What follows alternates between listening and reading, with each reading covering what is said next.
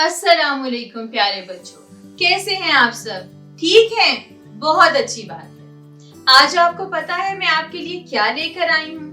जी जनाब, मैं आपके लिए बहुत मजे की एक कहानी लेकर आई हूँ और कहानी का नाम भी बहुत दिलचस्प है। कहानी का नाम है बिल्ली और चूजे। बिल्ली को तो हम सब ने देखा हुआ है और हम में से बहुत लोग बिल्ली को अपने घर में भी रखते हैं और उसका बहुत ख्याल भी रखते हैं। इसी तरह निदा ने भी एक बिल्ली रखी हुई थी और उसका नाम था मानो। मानो बहुत खूबसूरत थी। यही वजह है कि बच्चों को भी बहुत अच्छी लगी। मानो शरारतें भी बहुत करती थी और निदा और उसके बहन भाई हर वक्त मानो के साथ खेलते थे। निदा ने मानो के साथ एक बतख भी रखी हुई। एक दिन पता है क्या हुआ? निदा की बतख ने 4 चूजे दिए।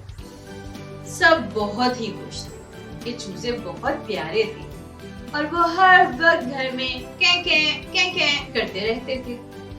अब तो बच्चों ने चूजों के साथ खेलना शुरू कर दिया, लेकिन घर में कोई उदास भी था। घर में कौन उदास था? मानो बहुत उदास थी क्योंकि बच्चे हर वक्त चूजों के साथ खेलते थे और मानो के साथ वो खेल नहीं रहा था।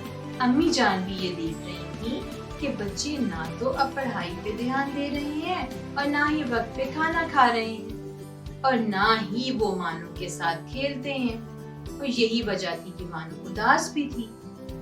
फिर एक दिन अम्मी जान ने बच्चों को बुलाया और बच्चों को समझाया कि आप शाम को खेला करें और हाँ, मानो को भी खेल में शामिल किया।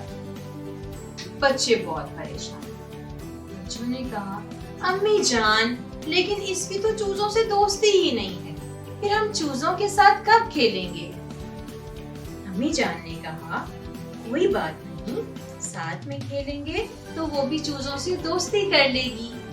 बच्चों ने कहा, अच्छा चले ठीक है, हम देखेंगे। फिर एक दिन क्या हुआ? अम्मी जान और बच्चे कमरे में बैठे हुए थे कि अचानक अम्मी की नजर मानो पर पड़ी। मानो गुर्राती हुई बाहर की तरफ भाग रही थी। जब उन्होंने मानो को बाहर जाते देखा तो वो भी बाहर गए। जब बच्चे और अम्मी जान बाहर गए तो उन्होंने पता है क्या देखा? उन्होंने देखा कि बाग की दीवार पर एक चील बैठी हुई है और चील वहां पे घात लगा के बैठी है कि जैसे ही उसे मौका मिले वो जल्दी से चूजों को पकड़ ले। जैसे ही चील चूजों को पकड़ने के लिए उड़ी, मानो ने उसकी तरफ दौड़ लगा दी और चील डर गई और डर के दोबारा वापस उड़ गई। उस दिन बच्चों ने देखा कि मानो भी चूजों से बहुत प्यार करती है और फिर मानो, चूजों और बच्चों की दोस्ती हो गई और वो सब मिलकर खेलने लगे।